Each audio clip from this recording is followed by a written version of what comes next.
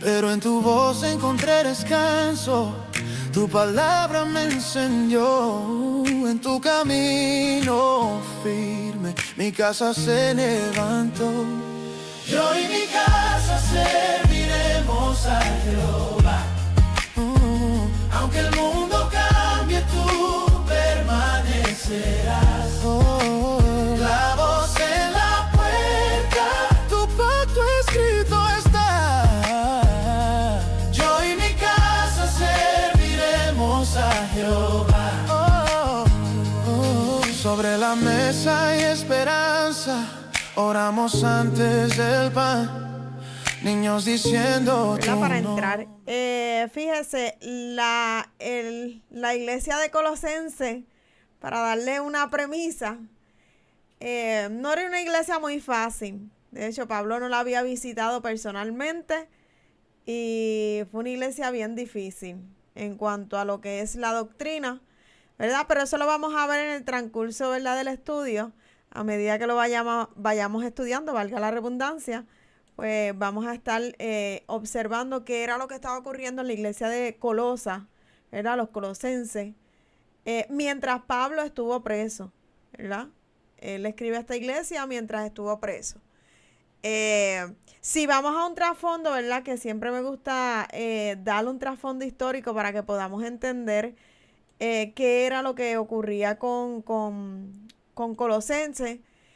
En ese momento específico en que Pablo le estaba, ¿verdad?, hablando a la iglesia, y es que surge, ¿verdad?, dentro de lo que es un contexto, diríamos yo, esta iglesia relativamente joven, o sea, estaba ubicada en lo que era la ciudad de Colosa, que si nos vamos un poquito de historia, estaba situada en el valle del río Lico, pero fíjese, un detalle importante, que era en la región de Frigia, que esto es Asia Menor, lo que hoy por hoy se conoce como Turquía.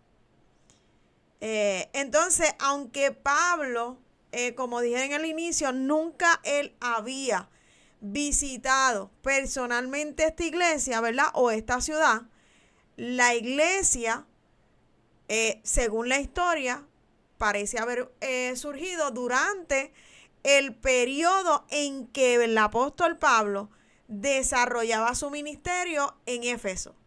Durante, ¿verdad?, su segundo viaje misionero, porque sabemos que ya hablamos de Efesios y fue durante el segundo viaje misionero del apóstol Pablo. Entonces, la evangelización que se produjo en Colosa estuvo prácticamente, o sea, directamente relacionado con Epafras. Epafras era un colaborador también de Pablo, o sea, un creyente de esa región que mantenía, y fíjese, esto es bien interesante porque él mantenía la comunicación que él mantenía con la iglesia de Colosenses y Pablo, que él la podía conocer, era porque ellos tenían una relación tanto con la iglesia como con Pablo. O sea que Epafras no era desconocido, sino que era un colaborador, ¿verdad?, de Pablo. Entonces, Colosas, que en otro tiempo había gozado, estamos hablando de un trasfondo histórico, había gozado, ¿verdad?, de lo que era la prosperidad. Algo como diríamos similar a la prosperidad que tenía la de la Odisea, o sea, vecinas de la Odisea y de Hierápolis. O sea, gozaban de esta prosperidad, se encontraban en decadencia al momento en que Pablo escribió esta carta. O sea, ellos habían gozado de una prosperidad, pero ya estas iglesias, ¿verdad?, estaban en decadencia. Entonces, ¿qué pasa? Que el motivo que Pablo tuvo inmediatamente para escribir esta carta fue la llegada de Epafras, ¿verdad?, al lugar donde Pablo estaba preso. O sea, Epafras llegó a donde estaba Pablo para simplemente informarle, ¿verdad? Informarle sobre la situación de los creyentes. Y fíjese, esto es un dato bien interesante que a medida que yo voy estudiando, ¿verdad?, todos estos libros, que tengo que reconocer que creo que en ningún instituto bíblico existe, ¿verdad? Bueno, por lo menos los que he estudiado, no existe como que este desglose de cada libro. Casi siempre son libros en general, historias en general, y al momento en que se va a tocar, ¿verdad?, los libros, se hace como una síntesis del libro completo o de varios capítulos al mismo tiempo. Y hay datos que nosotros no podemos obviar dentro de lo que es la historia y dentro de lo que es trasfondo histórico. Esto es una de las cosas que a mí, en lo personal, ¿verdad?, me movió a crear estos tipos de libros. Porque a veces la gente no sabe, y muchas de las veces que se entra en una doctrina de error o se entran en estas nuevas doctrinas, ¿verdad?, que están entrando en estos últimos tiempos y que todavía faltan. Porque esto va en aumento. Cada día se levanta un loco más, una loca más, ¿verdad? Una persona que no son dirigidas por Dios a levantar ciertas doctrinas, ciertos pensamientos, ¿verdad? Y esto se ha visto desde la antigüedad. Y una de las cosas que a mí me movió a crear estos libros es eso, el conocer verso por verso, capítulo por capítulo, de qué era específicamente lo que estaba ocurriendo, aunque se puede ver que en muchos de los capítulos se repita. Porque yo soy educadora y todo el que es educador sabe que hay uno, que no lo voy a mencionar, pero hay uno de los filósofos que entiende que un buen aprendizaje está en la repetición. Una persona cuando repite, ¿verdad?, la información, su subconsciente automáticamente almacena esa información. Y eso también debería ser aplicado dentro de las iglesias. La educación cristiana y todas estas estrategias para que el creyente retenga, ¿verdad? Por eso el Señor en la Escritura dice que tenemos que guardar su palabra, atesorarla en nuestros corazones y retenerla, ¿verdad? Y la forma de atesorarla es leyendo la palabra constantemente. Entonces, ¿qué pasa? Que uno de los datos interesantes que a mí me ha gustado en cuestión a estudiar esto es que mucha gente hoy en este tiempo, ¿verdad?, donde la Biblia dice que son peligrosos y se ha levantado tanta gente con tantas falsas doctrinas, nuevos evangelios, etcétera, pero el evangelio de Cristo es uno. Y es que todo dice, no, porque si el Espíritu Santo no te lo revela, no, porque todo es yéndose. Claro que tenemos que ser espirituales, pero hay una labor que le corresponde a todo hombre y a toda mujer de Dios. Y es ser diligentes y responsables con lo que Dios ha entregado en sus manos. Fíjese que la condición de la iglesia de Colosa no fue el Espíritu que se la reveló a Pablo. Fue Epafras, que fue donde Pablo hablarle sobre la situación que ocurría en Colosa. Claro que el Espíritu Santo capacitó a Pablo con una sabiduría tal y con una experiencia que podía aconsejar a la iglesia, y más porque la había fundado, ¿verdad? Pero hay cosas que el Espíritu Santo las revela y hay otras cosas que el hombre que Dios le ha delegado, una responsabilidad, la mujer que Dios le ha delegado, ya sea un ministerio, una responsabilidad, no se puede hacer de la vista larga. Porque hoy en día evitar los conflictos es el orden del día. Claro que hay situaciones que es mejor dejárselas en las manos de Dios, porque si se atacan de golpe, pues obviamente se hace más daño que lo que es ayudar, ¿verdad? O mejorar. Pero hay situaciones dentro de lo que es la responsabilidad del creyente, de todo creyente y de todo ministro, ya ocupe cualquier tipo de ministerio, y es que no nos podemos hacer de la vista larga. O sea, en la iglesia de Colosa estaba entrando las falsas doctrinas. Y si Pablo le hubiese dejado al Señor el asunto, la iglesia de Colosa se hubiese perdido. No hubiese tenido la advertencia. O sea, hay una responsabilidad dentro de los hombres y mujeres de Dios que ocupan ministerio, el guardar lo que Dios le ha dado y no hacerse de la vista larga. Claro, hoy en día mucha gente, ¿verdad?, hablando en términos generales, muchos ministros tolera el pecado dentro de las iglesias, tolera, ¿verdad?, el desorden dentro de las iglesias, porque en muchas ocasiones están igual o peor. Entonces, no tienen cara con qué quizás a lo mejor corregir, porque esa es la realidad. Pero el hombre y la mujer de Dios, que Dios ha entregado un ministerio en sus manos, que Dios ha entregado una responsabilidad en sus manos, tiene que dar cuenta de eso. Y parte de dar cuenta también ocurre la corrección, ¿verdad? Y no vamos a mencionar el evangelio de prosperidad, porque hoy en día hay muchos que no corrigen el pecado dentro de la iglesia porque se le van los muchos que diezman, los muchos que ofrendan, ¿verdad? Los muchos que dan dinero, porque hoy vivimos un evangelio, y eso usted lo sabe, en todo rincón, que es lo que se le conoce el evangelio de prosperidad, donde la gente se mide por la cantidad de dinero que puedan entregar a la iglesia, y eso es un error doctrinal. Eso es una falsa doctrina, porque Cristo no está pendiente a ningún tipo de dinero. Claro que la iglesia se sustenta con el dinero, claro que sí, y con la oración y con el ayuno. Una iglesia que puede tener millones de dólares, pero no tiene ayuno ni oración, no tiene vigilia, no tiene evangelismo, no tiene labor misionera, no tiene escuelas bíblicas, es una iglesia propensa al fracaso. Y es una iglesia propensa a que quienes la ocupen no van a entrar al reino de los cielos. ¿Ves? Entonces, ¿qué pasa? Que Pablo se entera por este hombre, por este colaborador, de la condición en la que estaba la iglesia. O sea, él le estaba informando. El que quizás no es espiritual va a decir, mira para allá que bochinchero. Como va y que le deje eso a Dios, que se ponga a orar. Que lo que pasa es que yo siempre he dicho, hermano, que el hombre terrenal, el hombre carnal, no puede discernir lo espiritual. Quien no tiene una responsabilidad, hay que sentir el llamado de Dios y la responsabilidad con la obra de Dios. Porque el que no la sienta, hermano, el que no la sienta, no le va a importar si el pecado entra o no, el pecado no entra. Si se destruye o no se destruye. Pero el hombre que es diligente, el hombre que entiende que la obra es de Dios, que ama la obra de Dios, siempre va a cuidar la obra de Dios.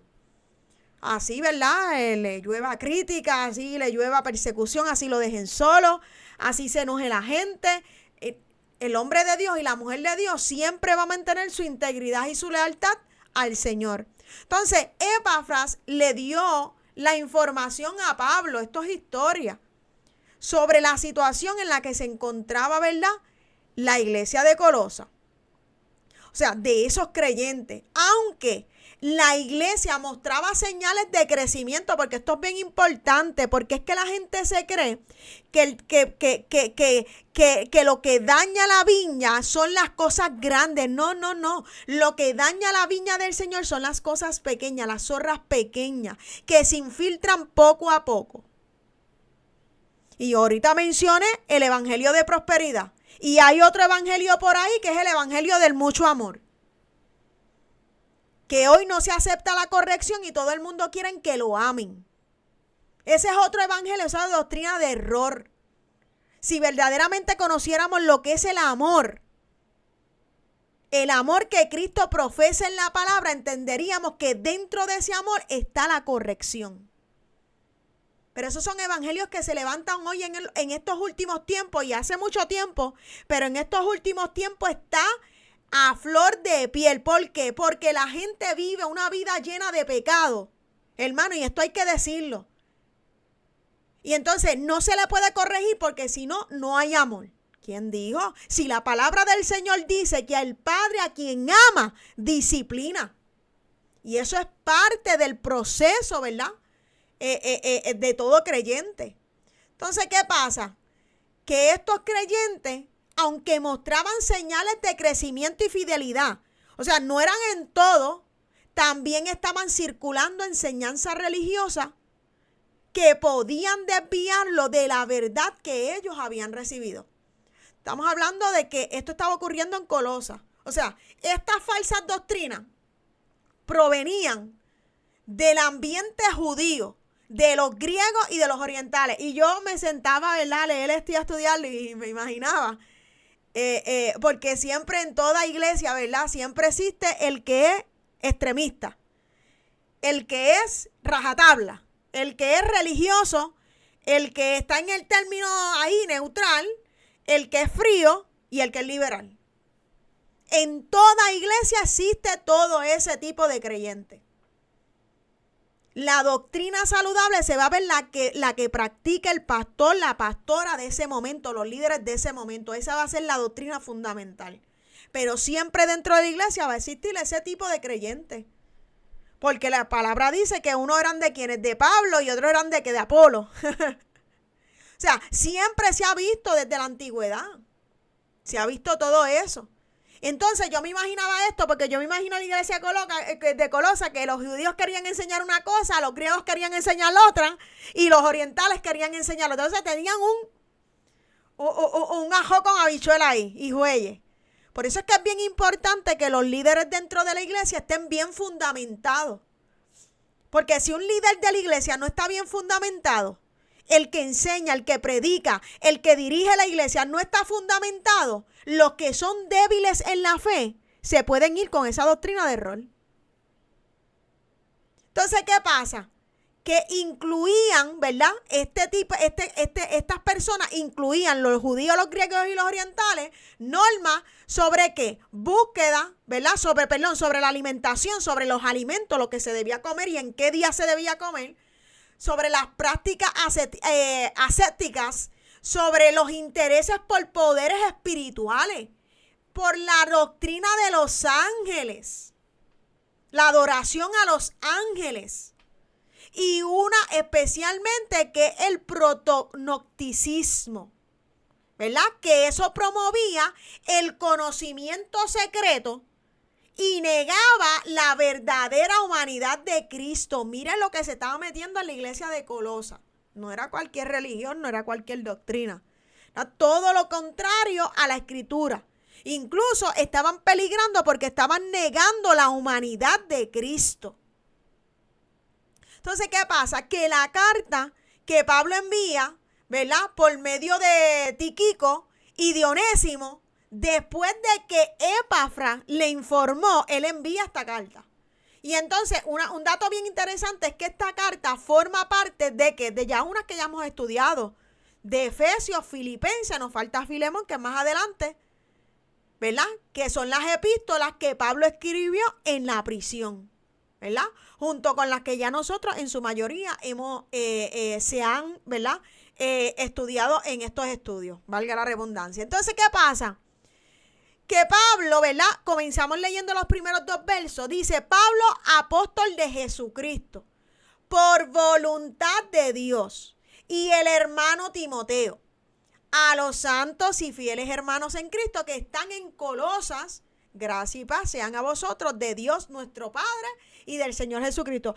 Aquí hay un dato bien interesante porque, fíjese, cuando el último apóstol fue Pablo, uno de los requisitos, ¿verdad? Aunque muchos por ahí se llaman apóstoles, allá ellos, ¿verdad? Con el Señor. Uno de los requisitos era haber visto a Jesús cara a cara, ahí, a Jesús.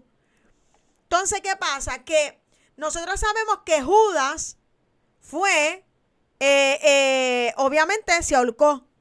Judas se ahorcó, murió, se quedó. Cuando ocurrió el suceso allá en el aposento alto, Jesucristo les dijo, quédense aquí y esperen.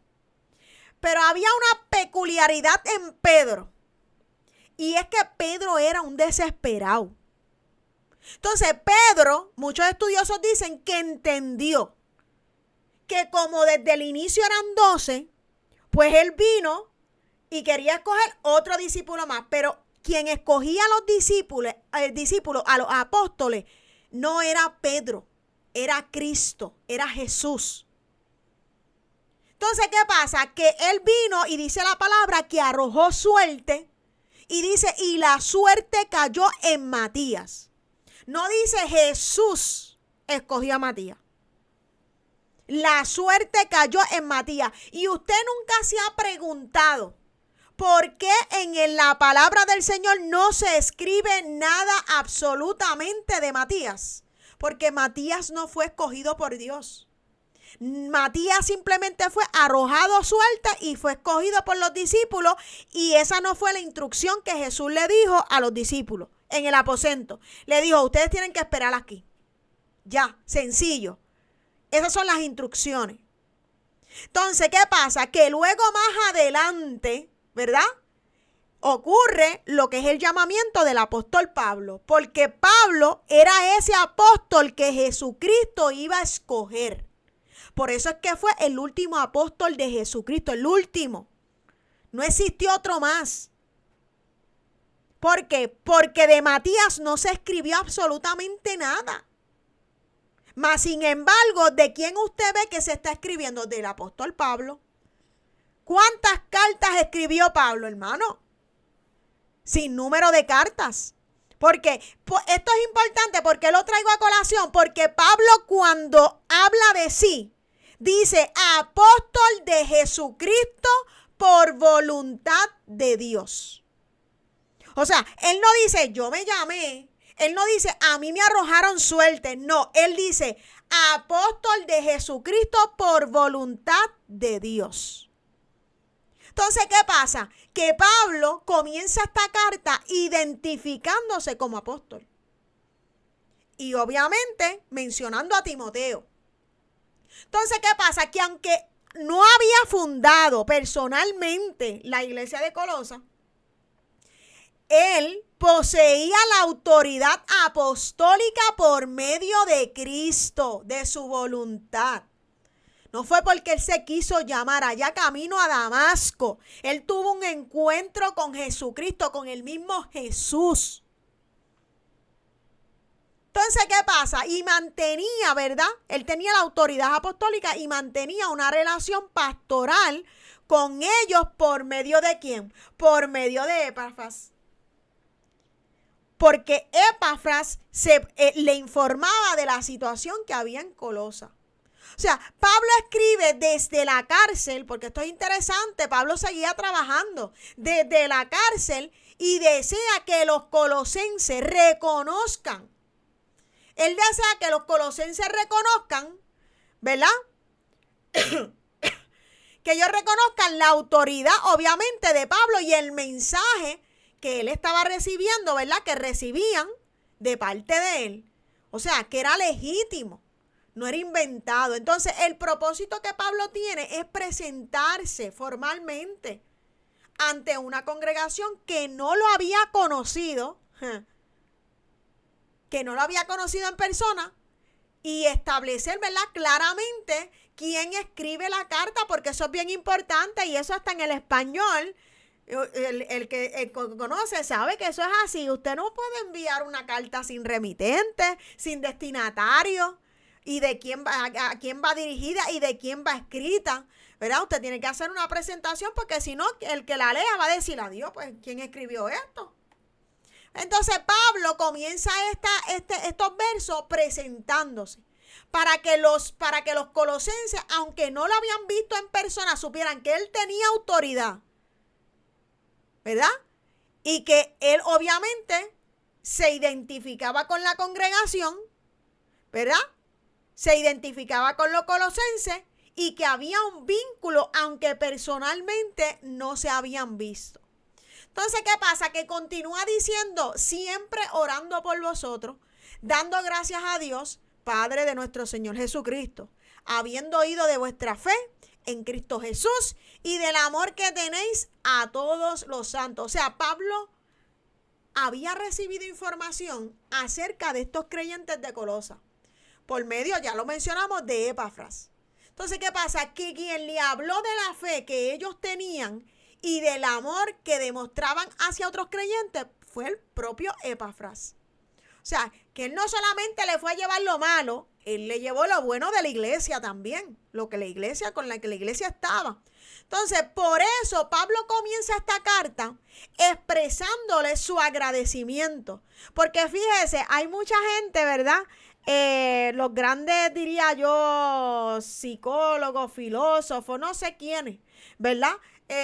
Dicen que antes de usted regañar a alguien, pues usted como que le haga un elogio, como que le haga como que un tipo de elogio que resalte, ¿verdad?, las fortalezas de esas personas, para que, como uno dice, vaya preparando el ambiente en lo que uno, ¿verdad?, va a corregir a esa persona. Pues eso era lo que Pablo estaba haciendo.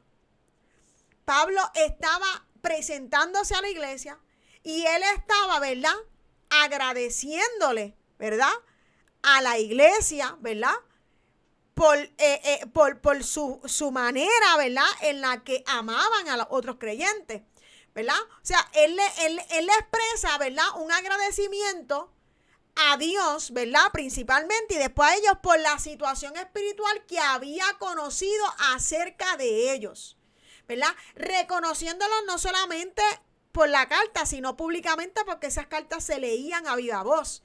O sea, las características positivas que habían llegado al conocimiento de Pablo. O sea, mucho antes de corregir los problemas que la iglesia en el presente, o sea, en ese entonces estaba presentando. O sea, Pablo lo que hace es que destaca primero las buenas noticias que había recibido, ¿verdad? Para entonces, ¿verdad? Intentar persuadirlos a ellos y corregirlos a ellos de lo que quizás estaban dejando que entrara a la iglesia.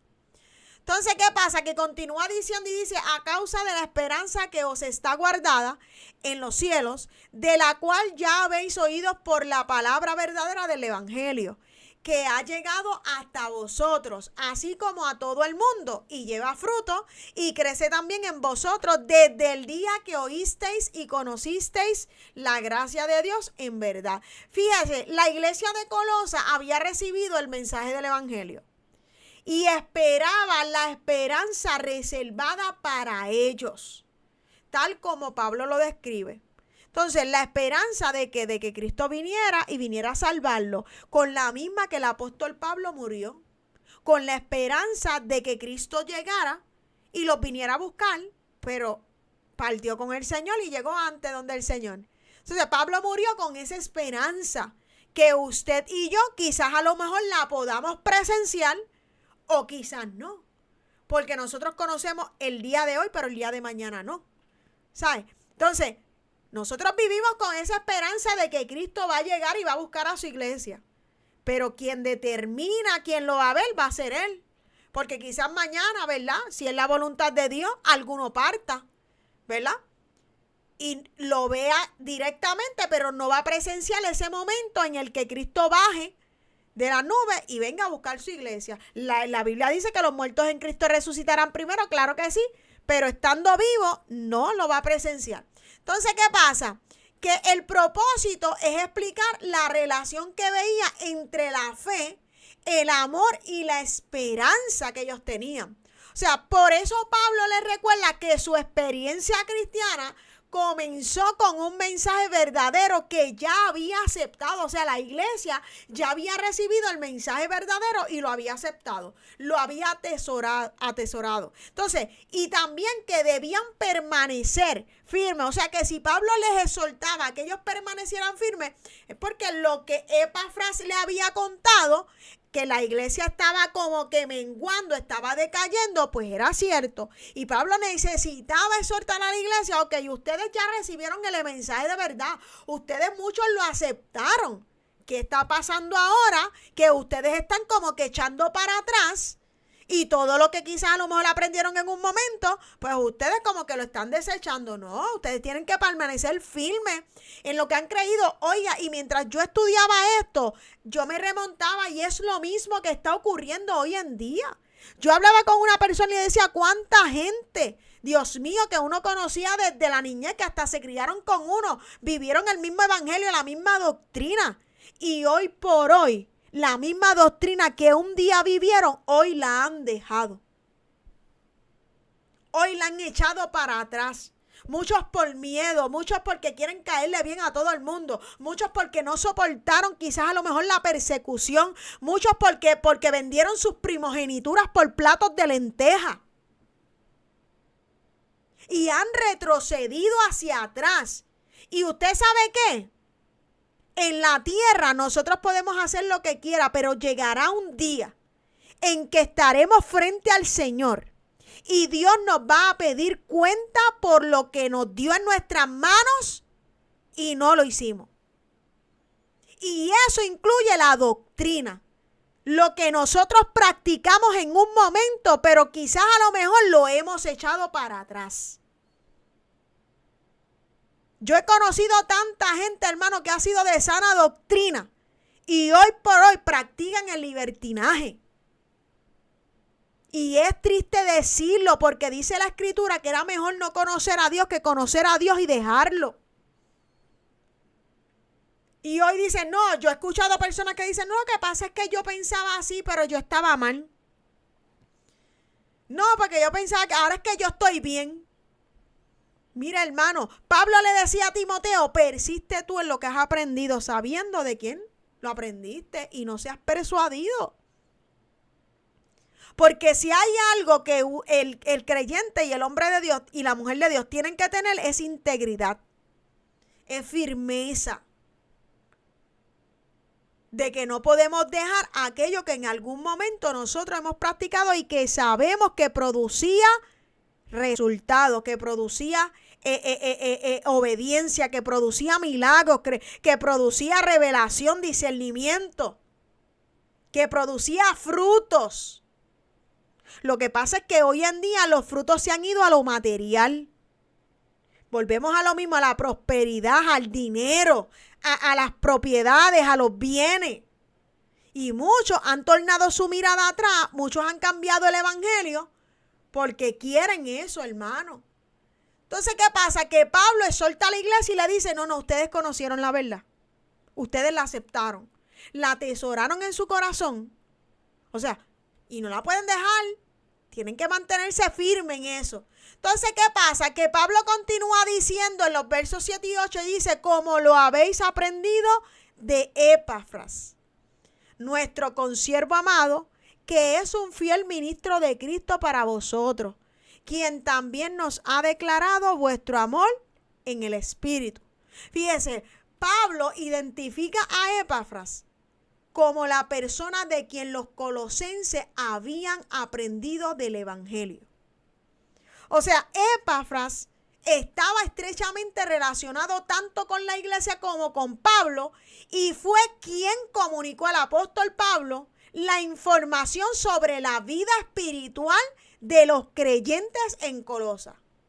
O sea, especialmente acerca del amor que manifestaban.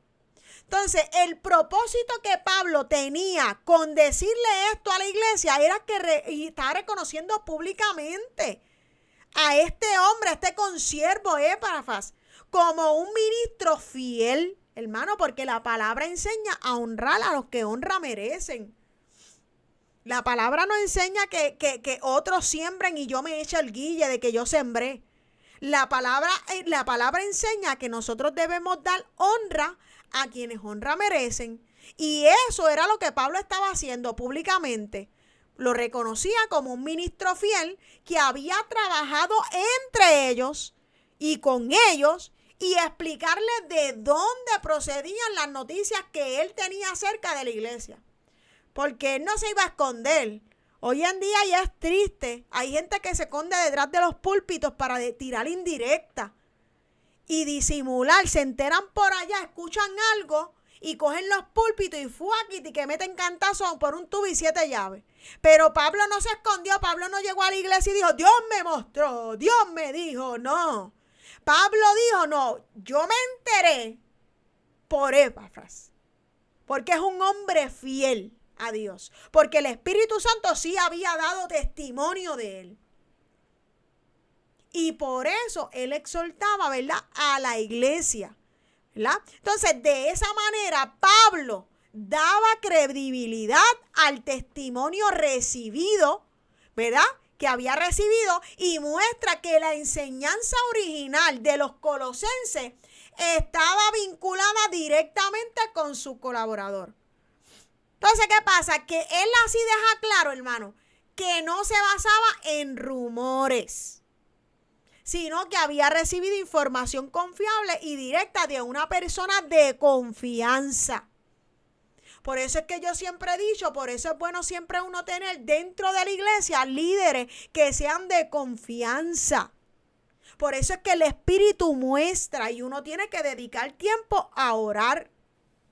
Porque las mayores divisiones dentro de las iglesias han sido muchas veces por dar la oportunidad y no se conoce bien a la persona. Muchas de las divisiones han ocurrido porque, ay bendito, porque hay que darle break. Y no son personas de confianza. Y el mismo apóstol Pablo enseñaba que la gente que colaboraba con él era gente de confianza. Porque usted no puede tener gente al lado suyo llevando un ministerio, llevando lo que sea, que por la frente sean una cosa y por las espaldas estén enterrando cuchillos. No se puede. Porque para eso Dios nos dio un discernimiento. Dios nos dio sabiduría. Dios nos manda a orar, hincarnos y pedirle al Señor sabiduría y revelación. Porque las consecuencias no se sufren ahora, se sufren más adelante. Y se hace lo que es un daño colateral, que el que no tiene culpa se hirió. El que no tiene culpa se le hizo daño. Entonces Pablo hablaba desde la confianza de que el que había enviado allí era una persona fiel al Señor y colaboradora de Dios. Y fiel y leal al apóstol Pablo, que él sabía que lo que le venía a decir no eran rumores ni bochinches, era seguridad. Porque si hay algo que enseña la palabra, hermano, y con lo que yo he estudiado, hermano, es que Dios no es un Dios desordenado. Quien es desordenado es el ser humano. Dios es un Dios de orden. Dios no anda dando palos a ciegas por ahí. Dios no anda tirando dardos a ciegas por ahí, balas locas, como dicen por acá. Dios es un Dios de orden. Y para nosotros poder tener ese orden, tenemos que buscar la presencia del Señor. Llámese como se llame, puede ser el presidente de un concilio, puede ser quien sea, que si no busca la presencia de Dios y la dirección de Dios, esa barca va a ir rumbo a la deriva. Porque si verdaderamente nosotros tenemos un llamado de parte de Dios, tiene que existir una responsabilidad. Toda nuestra vida tiene que coger un segundo plano. Porque nuestro principal objetivo es cumplir con lo que Dios ha puesto en nuestras manos. De lo contrario, es emocionalismo. Porque nosotros tenemos que cumplir con lo que... Mire, esto es algo que Dios trataba conmigo hoy. Esto es algo que Dios trataba conmigo hoy y creo que hace mucho tiempo atrás yo le contaba, no recuerdo bien, no sé si fue al pastor o fue a ustedes que le conté, que en una ocasión yo le decía al Señor, Señor, yo quiero crecer en cuestión a lo profesional, porque todo el que es profesional le gusta crecer en lo profesional. Claro que sí, eso no es malo. Oye, y que yo sentía que daba un pie aquí, como que retrocedía 3 atrás. Yo decía, ¿pero qué es esto? Pero si es algo bueno, algo que de esto. Hasta que en una ocasión salía de mi escuela y cuando me monté en la guagua, escuché la voz del Espíritu Santo ahí en mi corazón fuerte como una reprensión y me dijo, ya no quiero que te encargues más de lo terrenal. Encárgate de lo mío. Y ahí fue el momento en que yo dije, se acabó, Señor, ya no hay break. No sigo aspirando más. ¿Usted sabe por qué, hermano? Porque el tiempo se está acabando. Y hay muchos jugando a los ministerios. Hay mucha gente jugando a yo quiero poner aquí, yo quiero poner acá. Y esto es una responsabilidad de parte del Señor. Algo que quienes sentimos el celo del Señor sabemos que esto es vivo y nos va a causar persecución. Nos va a causar que la gente nos odie, que la gente nos señale y nos critique, que nos hagan la guerra, que el enemigo nos haga la guerra. Pero no tenemos que hablar. Y fíjese, algo que yo estaba pensando en estos días, hermano, con esto de los terremotos. Yo no sé usted, pero yo sí. Una de las cosas que el Señor está advirtiendo en estos últimos tiempos, que hay que dejar de perder el tiempo. El que se quiera estancar en cosas sencillas, estánquese, porque en el caso mío yo sigo para adelante.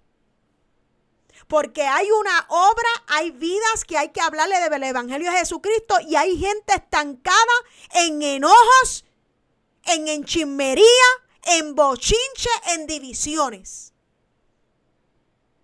Y la iglesia de Jesucristo no fue llamada a eso. La iglesia de Jesucristo fue llamada a predicar a tiempo y afuera de tiempo. Y si hay algo que mientras yo veía estas situaciones y que se está hablando, y no voy a hablar aquí porque se levanta el profeta aquel, se levanta el profeta aquel y por ahí para abajo. Esto es algo real y inminente. Esto lo llevo yo escuchando desde que soy niña. Y aquí en el país de Puerto Rico va a ocurrir. En algún momento u otro tiene que ocurrir. Y ya nosotros no estamos para perderle el tiempo. Dice la Biblia, en cuanto dependa de nosotros, estar en paz con todo. Porque si viene algo aquí y a cualquier creyente le cae el techo encima, hermano, como ha ocurrido en Colombia y en Venezuela, ahí no hay break, hermano. Ahí usted tiene que estar bien delante de la presencia de Dios.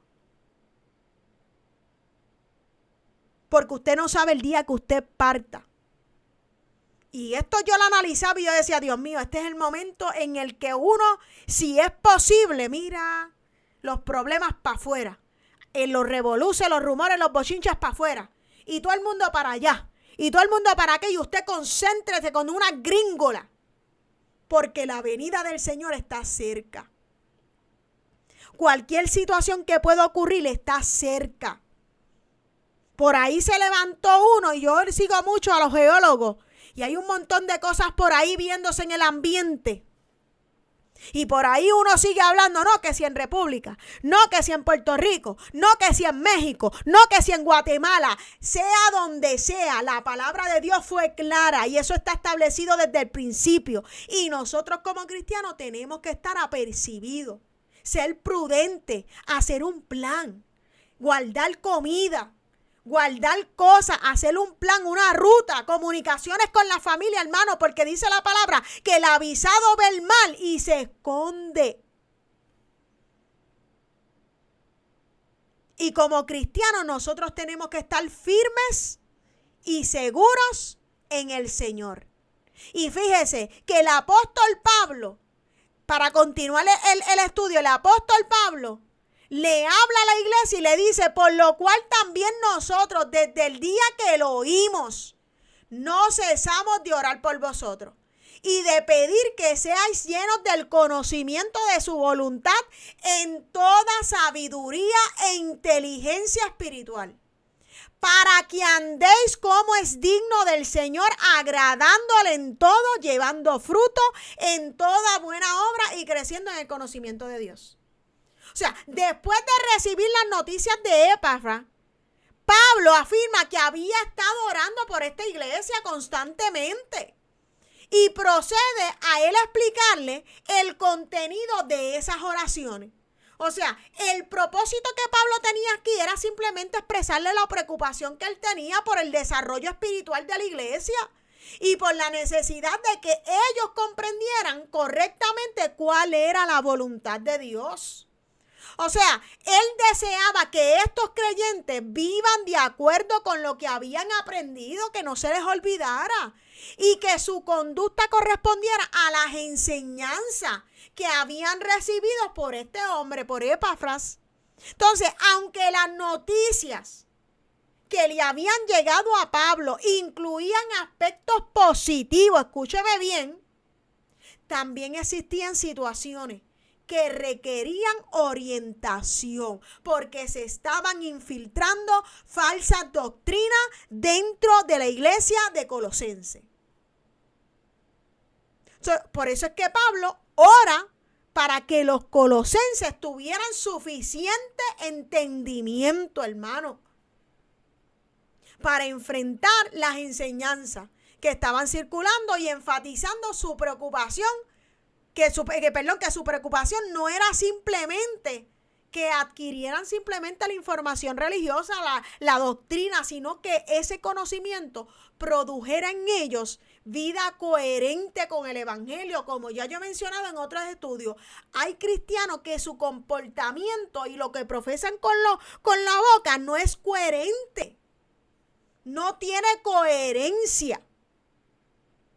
Entonces Pablo le suelta a la iglesia que debe tener coherencia. Entonces, ¿qué pasa? Que sigue diciendo, fortalecidos con todo poder, conforme a la potencia de su gloria, para toda paciencia y longanimidad, con gozo, dando gracias al Padre, que nos hizo aptos para participar de la herencia de los santos en la luz. O sea, Pablo continúa describiendo aquello que pedía para la iglesia en oración. O sea, él pasó de explicar sus peticiones a Dios a señalar la actitud de estos creyentes que debían tener en ese momento y en todo momento. O sea, él expresa el deseo de que pudieran permanecer firmes ante las dificultades. Recordándoles que debían reconocer con gratitud todo lo que habían recibido de Dios.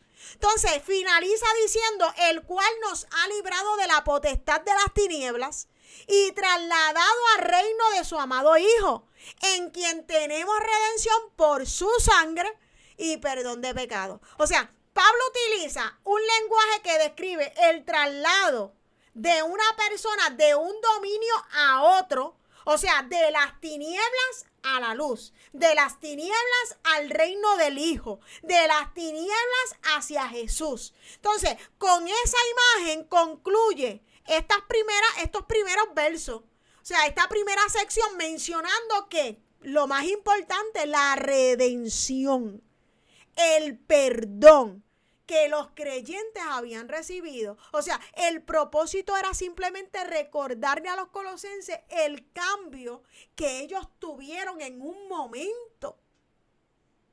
El cambio que ellos habían experimentado al recibir el evangelio de Jesucristo. Y establecerles el punto de partida de su argumento, de lo que él estaba argumentando. ¿Cómo es posible que ustedes recibieron ese evangelio de verdad, lo atesoraron y lo aceptaron, pero más sin embargo ya se han descuidado y han dejado que pequeñas zorras entren a la viña y comiencen a infiltrar falsas doctrinas? Entonces, ¿qué pasa? Que por eso él les recuerda que la relación con Dios y la nueva condición en que ellos estaban no debería depender de las prácticas o de las ideas que estaban circulando en su ambiente, sino que debían depender de la obra que Cristo ya había realizado en ellos. O sea, la relación con Dios debe depender de lo que ya Cristo había hecho en sus vidas. Así que finaliza, ¿verdad?, estos primeros 14 versículos, ¿verdad?, enseñando una iglesia que había gozado de una prosperidad, sobre todo espiritual, y en cuestión a doctrina, que lastimosamente, hermano, estaban dejando que las falsas doctrinas entraran dentro de la iglesia. Así que más adelante, ¿verdad?, vamos a estar viendo lo que continúa en lo que es el libro de Colosenses, ¿verdad? Yo los dejo con si toca el miedo en la ventana, tu paz viene a entrar bajo tus alas. Seguros contigo queremos estar.